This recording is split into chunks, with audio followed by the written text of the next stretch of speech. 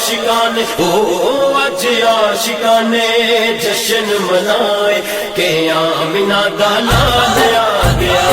अज आशिकाने जश्न मनाए के आमिना आ गए सरकार में बिस्मिल्लाह कराम। पूरे मुल्क की तरह जंग मंडी शाह जीवना के नवाही इलाका करीवाला में भी जश्न ईद मिलादुन नबी सल्लल्लाहु अलैहि वसल्लम के मौका पर डॉक्टर आमिर रियाज खिची, डॉक्टर तैर सुल्तान खिची, डॉक्टर मोहम्मद अजीम, मलिक फखर अंगरा और तरीक मिनाजुल कुरान करीवाला के तमाम इमरान की जानिब से हजूर पाक की मिलादत के मौका पर जुलूस निकाला गया। आशिकाने रसूल की जानिब से मिलाद की महफिलें मुनक्किद की गयी। उलमाए कराम की क़यादत में जुलूस और रैलियां भी निकाली जा रही हैं, तो दूसरी जानिब नबी पाक सल्लल्लाहु अलैहि वसल्लम की वलादत बासादत की खुशी में मुख्तलिफ पकवान तैयार करके गली महलों के घरों और बच्चों में बांटे जा रहे हैं। जुलूस मेन बाजार करीवाला से मंडी शाह जीवना तक 10 किलोमीटर पैदल चलकर आका दो जहान से मोहब्बत की आला मिसाल कायम कर दी। तेरी रब ने हलीमा सुन लई है, तेरी रब ने